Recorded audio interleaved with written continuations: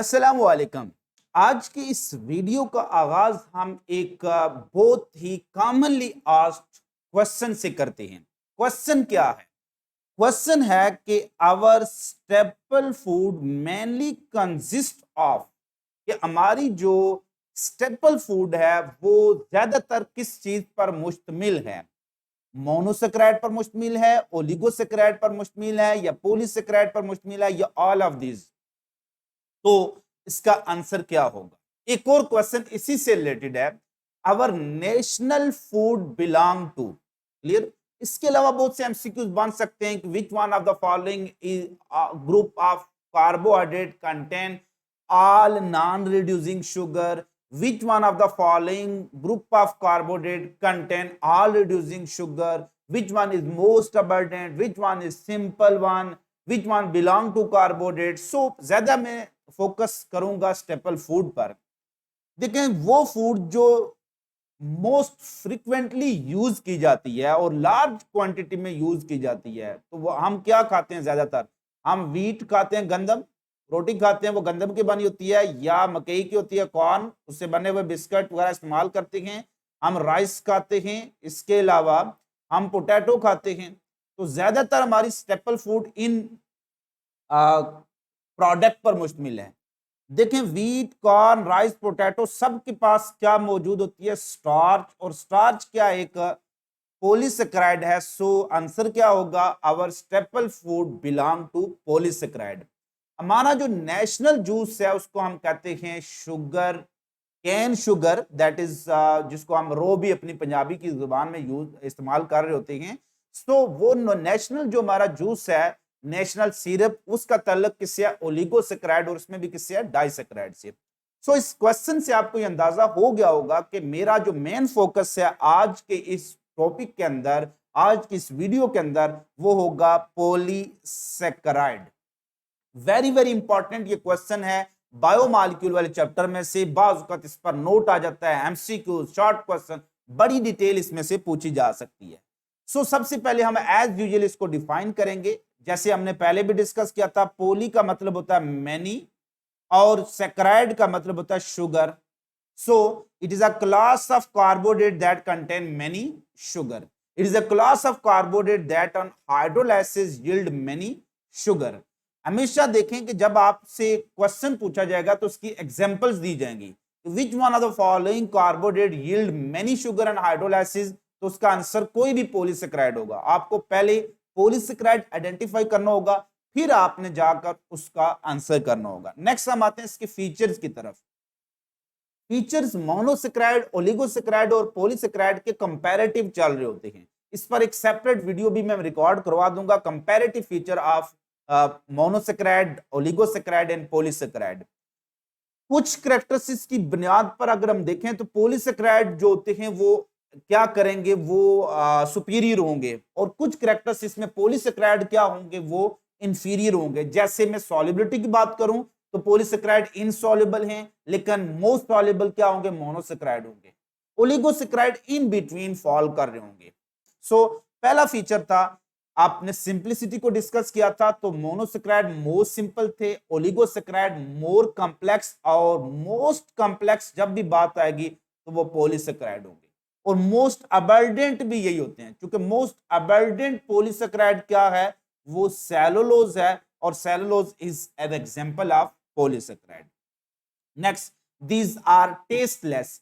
क्यों टेस्टलेस हैं? हालांकि आप देखें शुगर तो मीठे होते हैं, पॉलीसेक्राइड में तो मैनी शुगर है, लिहाजा इनको मीठा आना चाहिए। तो वाई दे आर टेस्टलेस, हम इस पर भी आगे डिस्कस करते हैं चल कर के टेस्ट क्या है और टेस्ट बड कहां से आते हैं।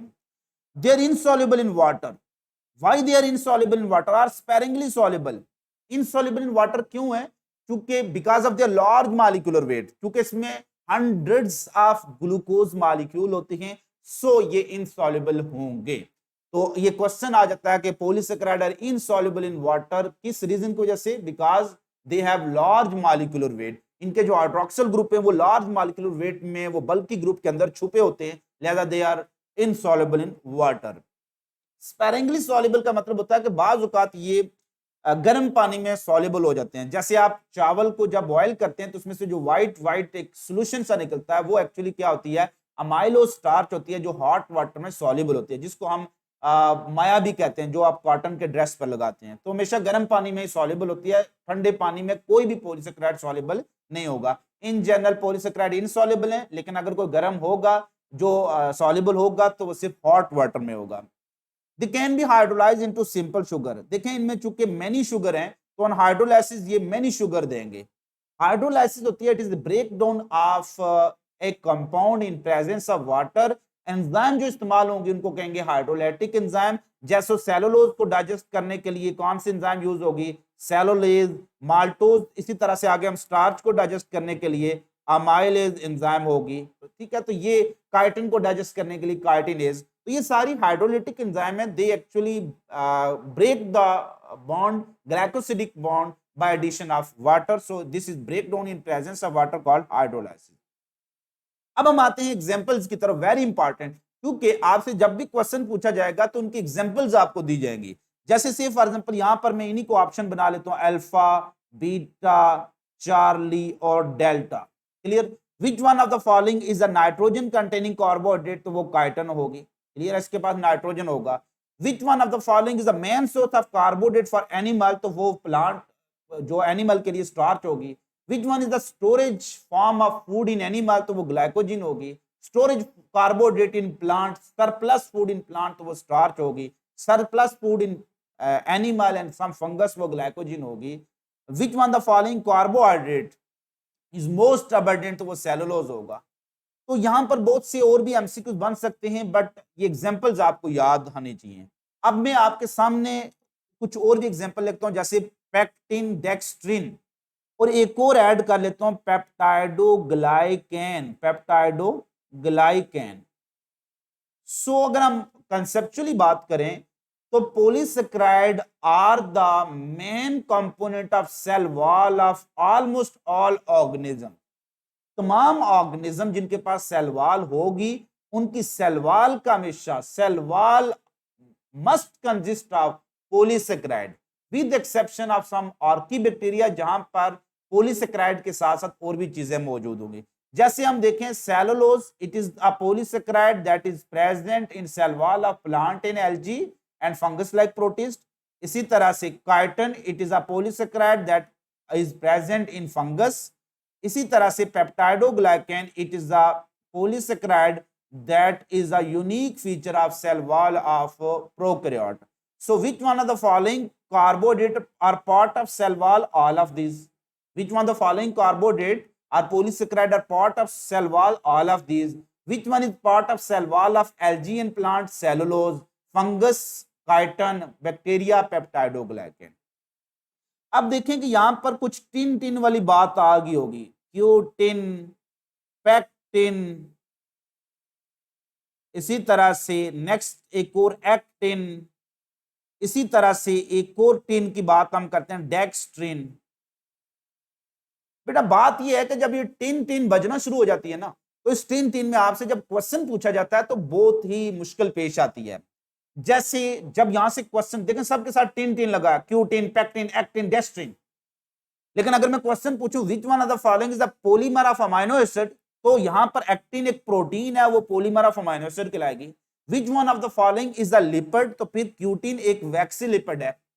इसी तरह से यहां पर विच one of the following is carbohydrate, तो पेक्टिन और डेक्स्ट्रिन दोनों क्या है, कार्बोहाइड्रेट है। विच one the following is carbohydrate is a main part of middle lamella, तो पेक्टिक सब्सटेंस होते हैं। तो ये एमसीक्यूज आपको आने चाहिए, क्योंकि आपको एग्जांपल्स नहीं पता होंगी तो आप इनको एग्जांपल नहीं पता है तो कभी भी आप उसका आंसर नहीं कर पाएंगे जो पॉलीसेकेराइड से रिलेटेड होगा। सो ये सारी एग्जांपल आपने याद रखनी है, including peptidoglycan. Nitrogen containing polysaccharide या कार्बोहाइड्रेट में सिर्फ दो हैं, काइटन और peptidoglycan. So chitin and peptidoglycan are the nitrogen containing carbohydrate. अब हम आते हैं, क्योंकि मोस्ट कॉमन कार्बोहाइड्रेट जिनके साथ हमारा वास्ता पड़ना है वो है ये तीन, स्टार्च, ग्लाइकोजन और सेलुलोज। तो सो इनको हम कंपैरेटिवली डिस्कस करते हैं, इनके तमाम फीचर्स को। सबसे पहले हम बात करेंगे इन तीनों की स्ट्रक्चर की सूरत में।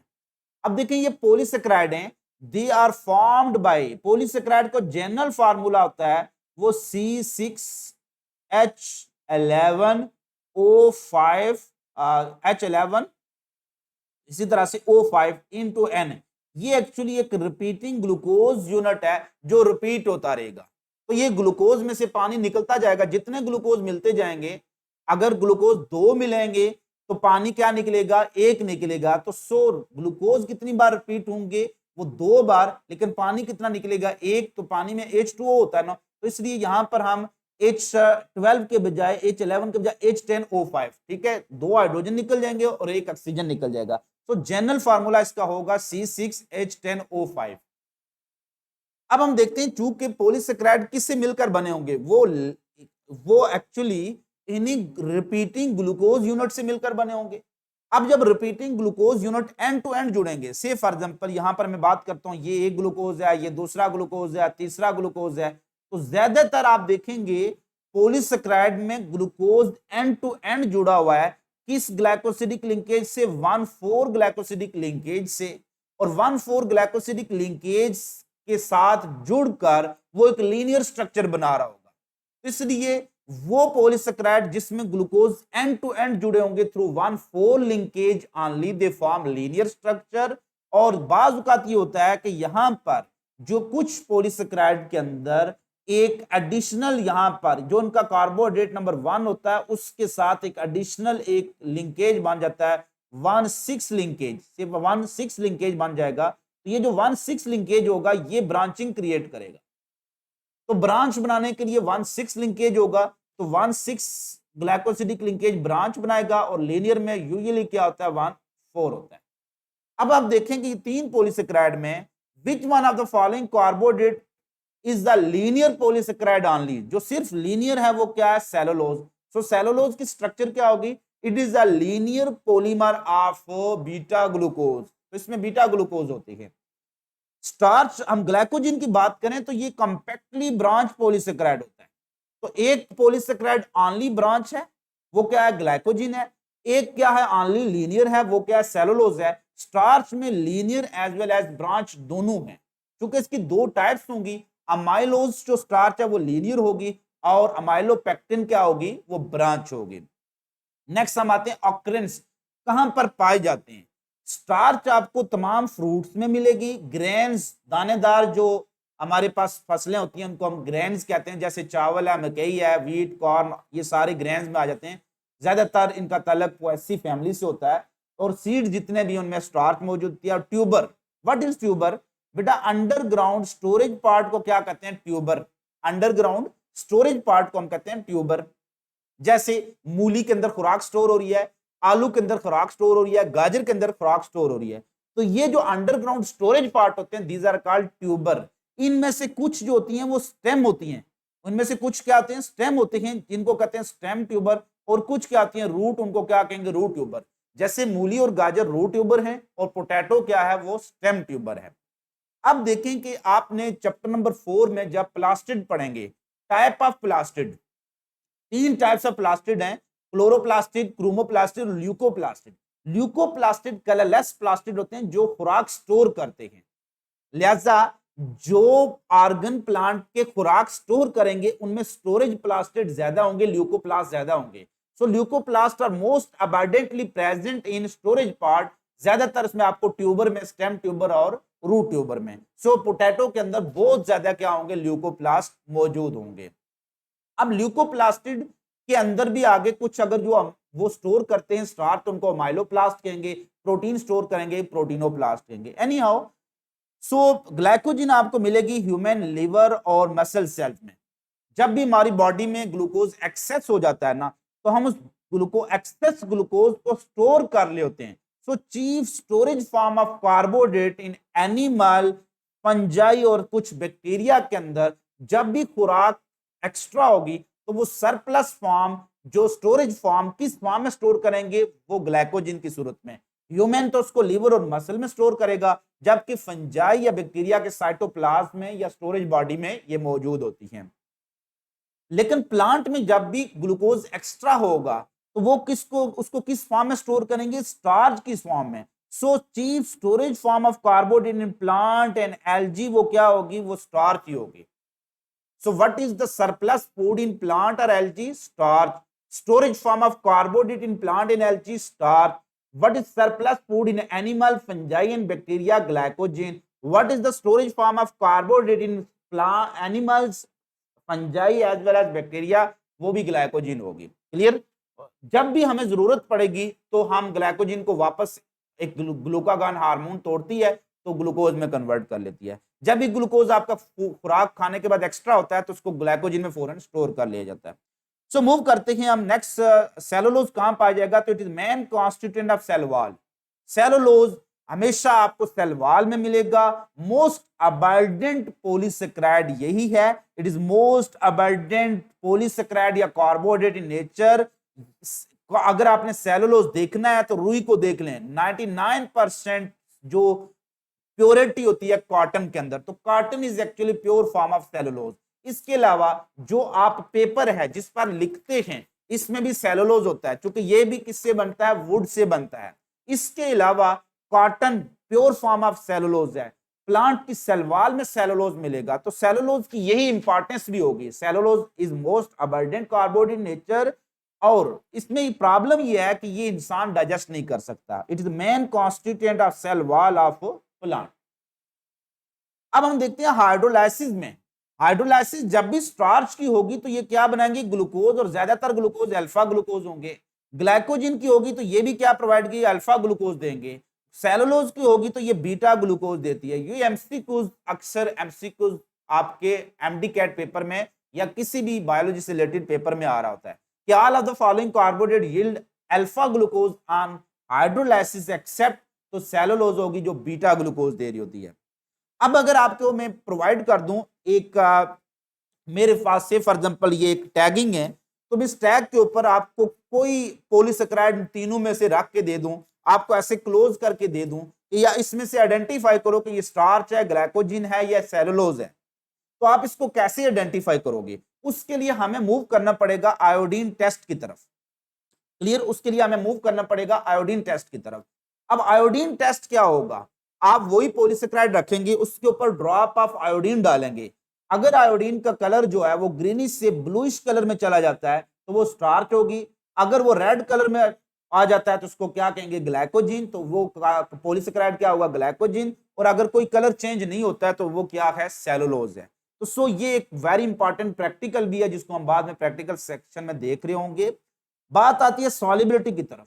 हमने पहले भी बात की है कि सारे पॉलीसेकेराइड इनसॉल्युबल हैं किसमें? वाटर में, सिवाय एक पॉलीसेकेराइड के अमाइलोज के जो कि सॉल्युबल होती है हॉट वाटर में। सो स्टार्च जो होती है उसमें सॉल्युबल है हॉट वाटर में इन फॉर्म ऑफ अमाइलोज, लेकिन ज्यादातर स्टार्च आपको माइलोपेक्टिन फॉर्म में मिलेगी जो कि क्या है? इनसॉल्युबल है, चाहे हॉट वाटर है चाहे कोल्ड वाटर है। बाकी ग्लाइकोजिन भी इनसॉल्युबल है, सेलुलोज भी इनसॉल्युबल है। अब कुछ कंसेप्चुअल बातें कि ये पॉलीसेकेराइड टेस्टलेस क्यों होते हैं।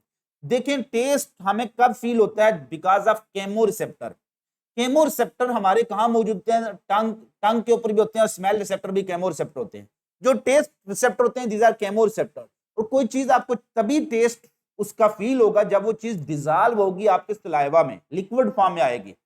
अब चूंकि कोई चीज है ही इनसॉल्युबल है, मैं इस माउस का बेशक ऐसे जायका ले रहा हूं, उसका कोई जायका नहीं मिल रहा क्योंकि ये ऐसे मटेरियल से मिलकर बनी है जो मेरी सलाइवा के अंदर सॉल्युबल नहीं हो रहा है। जब तक वो सॉल्युबल नहीं होगी आपको टेस्ट फील नहीं होगा। तो इसलिए आप देखें पॉलीसेकेराइड में बेशक मेनी शुगर हैं लेकिन वो टेस्ट नहीं है, उनका मीठा नहीं है, क्योंकि वो इनसॉल्युबल हैं। तो जब तक वो सॉल्युबल नहीं होंगे उसका जायका आपको फील नहीं होगा। सो ये था सॉल्युबिलिटी से रिलेटेड कंसेप्ट।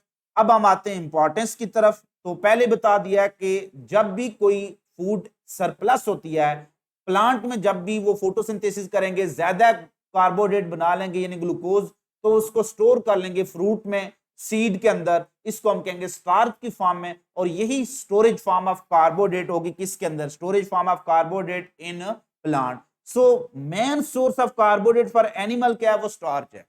हम कार्बोहाइड्रेट कहां से हासिल करते हैं? हम कार्बोहाइड्रेट प्लांट को खाकर हासिल करते हैं। क्या? यही वीट, कॉर्न, राइस यहां से हासिल कर रहे होते हैं। So starch is the main source of carbohydrate for all animals, जबकि source of carbohydrate for plant photosynthesis होती है। प्लांट कार्बोहाइड्रेट कहां से हासिल करते हैं? फोटोसिंथेसिस से। प्लांट में जब कार्बोहाइड्रेट एक्सेस हो जाएंगे तो किस फॉर्म में स्टोर करेंगे, वो स्टोर करेंगे स्टार्च की सूरत में। So source of carbohydrate for plant photosynthesis, storage form of carbohydrate in animal starch, source of carbohydrate for animal starch, storage form of carbohydrate for animal glycogen.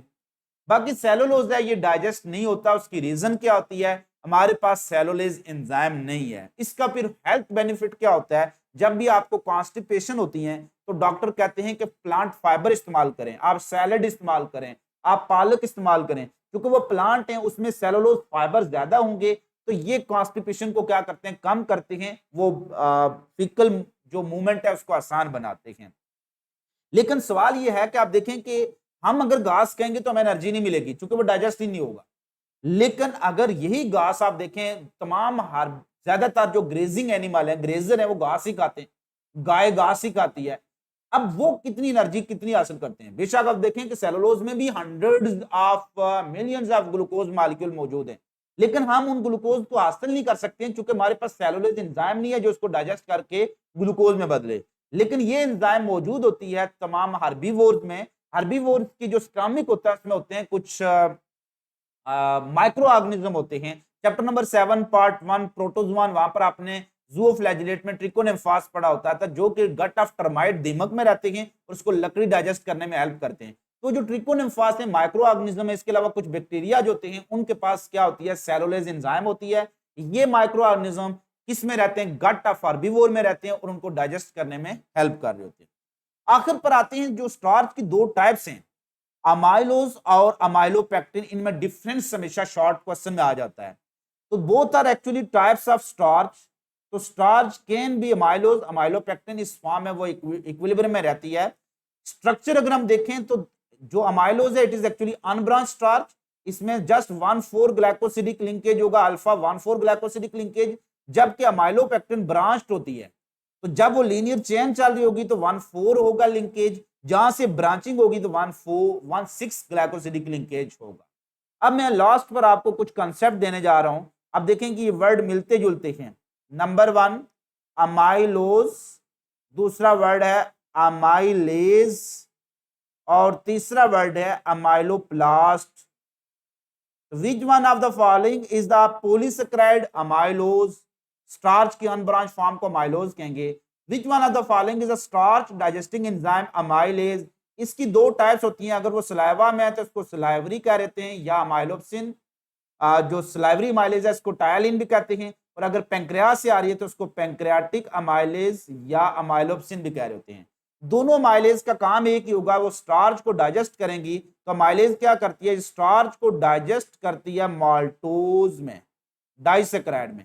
Clear. तो ये starch और glycogen दोनों में कौन सी linkage को तोड़ेगी, alpha 1,4 glycosidic linkage को तोड़ेगी, क्योंकि इसमें मौजूद ही अल्फा 1,4 ग्लाइकोसिडिक लिंकेज है। विच one of the following is organelles, तो वो माइलोप्लास्ट होगा क्योंकि it is a part of leucoplast. Leucoplast जो कि स्टार्च स्टोर करेगा इसको क्या कहेंगे, अमाइलोप्लास्ट। तो ये सारी टर्म मिलती जुलती हैं, लेकिन इनसे आपने धोखा नहीं खाना। उम्मीद करता हूं कि आज का लेक्चर आपके लिए बड़ा इंटरेस्टिंग रहा होगा। एक रिक्वेस्ट है आपसे कि चैनल को जरूर सब्सक्राइब कर लें, क्योंकि आपको हर आने वाली वीडियो आपको मिलती रहेगी।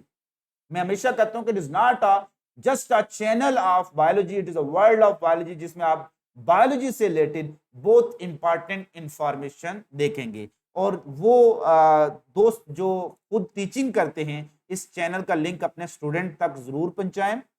और जो स्टूडेंट्स ये वीडियो देख रहे हैं, काइंडली इस चैनल को अपने दूसरे कोलीग्स तक जरूर पहुंचाएं ताकि बेस्ट इंफॉर्मेशन तमाम तक पहुंच जाए। याद रखना, नॉलेज एक ऐसी दौलत है, ये फैलाने से फैलती है, कभी कम नहीं होती है। लिहाजा इसमें आपने बुखल नहीं करना है। अपना बहुत ज्यादा ख्याल रखिएगा, खुश रहिएगा, खुश रखिएगा, दुआ में याद रखिएगा। मिलेंगे एक छोटी सी ब्रेक के बाद। अल्लाह हाफिज, अल्लाह ने गवा।